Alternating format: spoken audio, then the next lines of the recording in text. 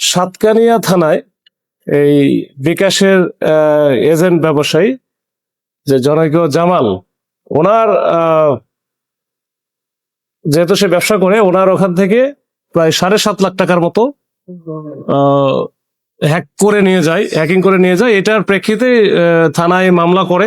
পরবর্তীতে এটা আমরা আবার তাদের কাছ থেকে, বাদীর কাছ থেকে বিস্তারিত আমরা শুনি। শোনার পরে আমাদের কাছে মনে হয়েছে যে এই ধরনের বিষয়গুলো আমাদের আসলে খুব বেশি অনেকেই হয়তো আমরা গুরুত্ব দেই না, বা এরকম তো অহরহ ঘটনা কিন্তু ঘটে যায়, কিন্তু আমরা কিন্তু খুব বেশি গুরুত্ব দেই না। সেটাই কিন্তু আমরা একটু টেস্ট কেস হিসাবে এই জেলা গোয়েন্দা শাখা, তো আমরা এটা যদিও সাতকানিয়া থানার মামলা, কিন্তু আমরা এটা পরবর্তীতে জেলা গোয়েন্দা শাখায় নিয়ে আসি এবং জেলা গোয়েন্দা শাখার একটা টিম এটা মূলত কাজ শুরু করে। তো এই কাজটা শুরু করতে গিয়ে আমরা আমাদের যে গোয়েন্দা তথ্য প্রযুক্তির যে ব্যবহার এবং ডিজিটাল বিশ্লেষণ, এইটা করে আমরা মোটামুটি এই চক্রে যারা জড়িত এদেরকে আমরা প্রথমে শনাক্ত করতে সক্ষম হই। পরবর্তীতে আমরা গতকালকে রাতে আমরা অভিযান চালিয়ে এই চক্রের মোটামুটি হোতা, যেটা চট্টগ্রাম অঞ্চলের নাম হচ্ছে ইকবাল, এই ইকবালকে কিন্তু প্রথমে আমরা আটক করি। এবং আটক করা কিন্তু তাকে কিন্তু আমরা খুব পাচ্ছিলাম না, তার কারণ তাদের যত কিছু আছে, যে মোবাইল নাম্বার থেকে শুরু করে তাদের মোবাইল নাম্বারে তো অভাব নাই।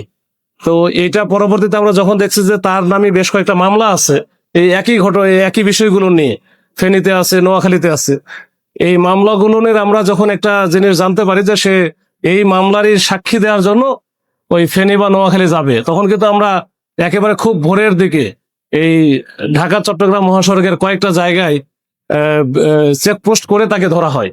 তাছাড়া কিন্তু তাকে পাওয়া মুশকিল। তো যাই হোক, তাকে ধরার পরে আমরা মোটামুটি আমরা এটা বুঝতে পারি এবং সে প্রাথমিকভাবে স্বীকার করে, এবং তার সাথে যারা যারা ছিল তাদের বিষয়গুলো আমরা যখন আমাদের যে শনাক্তকৃত যে নাম নাম্বার ছিল এটার সাথে মিলে যায়, পরবর্তীতে তার দেয়া তথ্য মতে আমরা কিন্তু রুবেল নামে আরেকজনকে ধরি এবং তাদের কাছ থেকে তাদের যে ব্যবহারের, যে তারা যে এই প্রতারণার কাজে যে জিনিসগুলো ব্যবহার করে, বিশেষ করে ল্যাপটপ, এখানে তাদের বিকাশের অনেকগুলো রেজিস্ট্রিকৃত সিম, তারপরে যে বিভিন্ন ব্যাংকের যে ATM card, credit card, debit card, এগুলো আমরা উদ্ধার করতে সক্ষম হই। পরবর্তীতে তাদের কাছ থেকে আমরা যেটা বুঝতে পারি যে তারা এই যে প্রতারণামূলক কার্যক্রম যেটা করতেছে, এটা আবার একটু ভিন্ন কায়দায়। তাদের কয়েকটা লেয়ারে লোকজন থাকে। একটা প্রাথমিক যেটা থাকে সেটা হচ্ছে তথ্য সংগ্রহ করা। তারা বিভিন্ন জায়গায় গিয়ে এই যে বিকাশ বা নগদের যারা ব্যবসায়ী আছে, বিশেষ করে যে মোবাইল ফাইন্যান্সিয়াল যে সিস্টেমটা আছে, এটার ব্যবসার সাথে যারা জড়িত তাদের কাছ থেকে তথ্যগুলো নিয়ে নেয়। তাদের মোবাইল নাম্বার থেকে শুরু করে অন্যান্য অনেক বিষয়গুলো, এবং তারা যে ওই যে তাদের রেজিস্টার আছে, রেজিস্টারের তথ্যগুলো তারা নিয়ে আসে, ছবি তুলে, হয়তো তারা বোঝেও না। তো এইটা নিয়ে আসার পরে এখান থেকে তারা ট্রাই করে ওই যে ব্যবসায়ী আছে, ব্যবসায়ীর যে জিমেইল ব্যবহার করে অথবা জিমেইল গুলো ব্যবহার করে এই জিমেইলটা হ্যাক করার চেষ্টা করে। তারপরে এটা অনেক সময় দেখা গেল যে আমরা তো আসলে খুব বেশি ওই যে এই পাসওয়ার্ড যেগুলো দেয়, খুবই উইক পাসওয়ার্ড, এগুলো মনে রাখার জন্য আমরা কি করি, আমাদের হয়তো জন্ম তারিখ যেটা আছে ওটা দিয়ে দিই, অথবা আমার নাম দেয়, আমার ওয়াইফের নাম দেয়, বা এরকম কোনো কিছু এমন একটা দেয় যেটা আমার মনে রাখার জন্য। তো গ্রামের লোকজন তো বা আমাদের এইসব লোকজন কিন্তু খুব বেশি সচেতন না, তখন ওরা কিন্তু ওইটা দিয়ে ট্রাই করা শুরু করে। ট্রাই করতে করতে এক সময় কিন্তু মিলে যায়।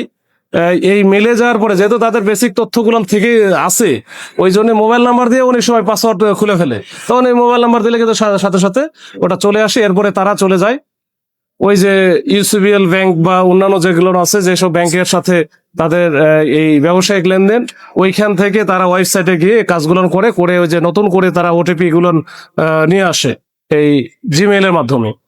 নিয়ে আসার পরে এইটা দিয়ে তখন তাদের তো কন্ট্রোলে এই সবগুলো, যখন পুরা মোবাইলটাই তাদের মোবাইলের ভিতরে যে অ্যাপস গুলো আছে, বিশেষ করে বিকাশের অ্যাপস, তারপরে নগদের অ্যাপস, এগুলো সবগুলো তাদের কন্ট্রোলে আসে।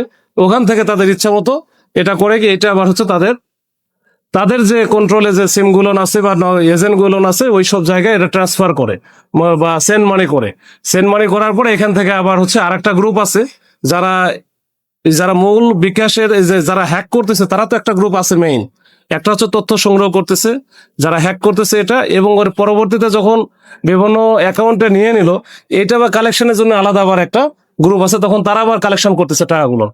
এরপরে এই টাকাগুলো কালেকশন করে নিয়ে আসার পরে এটা কিন্তু আবার তারা যে নিয়ে নিচ্ছে এরকম না, তারা আবার এটা আমাদেরকে মিসগাইড করার জন্য তারা কিন্তু এটা আবার বিভিন্ন রকমের জায়গায় ইনভেস্ট করতেছে। কেউ এই যেমন আমরা যেটাকে ধরেছি, তারা আবার গরুর ফার্ম আছে তাদের, মানে গরুর ফার্মে এটা ইনভেস্ট করে। তো এইটা আমরা এই যে ইকবালের অ্যাকাউন্ট যেটা দেখেছি, যে এটা এক মাসেই প্রায় 63 লাখ টাকার মতো লেনদেন হয়েছে, হ্যাঁ, ট্রানজাকশন হয়েছে। তো এগুলো অন্যান্য যারা আছে তাদের অনেকের তো আমরা এখনো পাই নাই। তার মানে এদের হচ্ছে এই যে ট্রানজাকশন গুলো হয় এবং এটা হয়ে তারা বড় একটা ওই যে ফার্ম, গরুর ফার্ম বা বিভিন্ন রকমের ব্যবসা ট্যাবসা সাথে এরা জড়িত, এবং এটা আমরা বাইরে থেকে আসলে বুঝতেও পারি না। তার পাশের যে বাড়িটা আছে তারাও মনে করে যে সে তো গরুর ফার্মে গরুর ব্যবসা করে, বড় বড় ব্যবসায়ী। তো এটা আসলে বুঝে ওঠাও মুশকিল যে আমার পাশে বড় একটা প্রতারক আছে, তো সেই কাজগুলো করতেছে। আর সবচেয়ে বড় বিষয় হচ্ছে এই যে ইকবাল, এই ইকবালের নামে মামলাও আছে।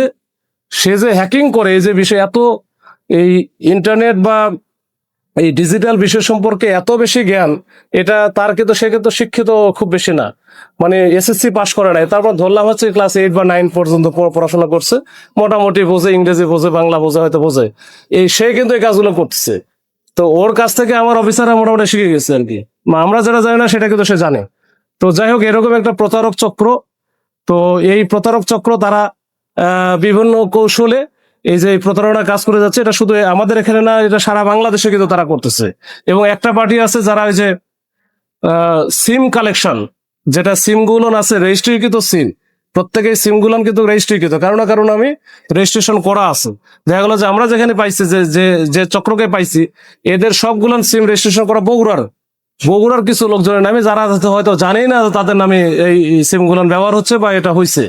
তো এই যে তাদের কয়েকটা লেয়ারে তাদের লোকজন আছে, একটা তথ্য সংগ্রহ করা, আর একটা মেন হ্যাকিং এর সাথে কাজ করা, আর একটা হচ্ছে সিম সংগ্রহ করতেছে, আর একটা হচ্ছে চক্র ওই যে টাকাগুলো কালেকশন করতেছে, আর শেষের চক্র হচ্ছে ইনভেস্ট করতেছে।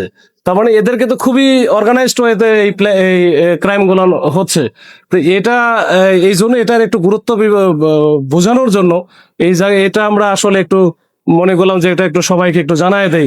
এর সাথে সাথে আমাদের মানে আমরা মনে করি যে কিছু কিছু বিষয় আছে যেগুলো এগুলো যারা সোশ্যাল মিডিয়া এক্সপার্ট বা এই যে ডিজিটাল দিক দিয়ে এক্সপার্ট, তারা আরো ভালো বলতে পারবে। তবে আমাদের তরফ থেকে কিছু নির্দেশনা আছে যেগুলো হয়তো আপনারা যদি একটু ফলো করেন, সেক্ষেত্রে দেখা যাবে যে আমাদের এই ভাই যেটা যে জামালউদ্দিন সাহেব, ওনার যে 7.5 লাখ টাকা চলে গেল, বা অনেকেরই এইভাবে বিকাশ প্রতারণা বা বিভিন্ন প্রতারণার মাধ্যমে তাদের টাকাগুলো চলে যাচ্ছে, সে তারা বুঝতেওছে না।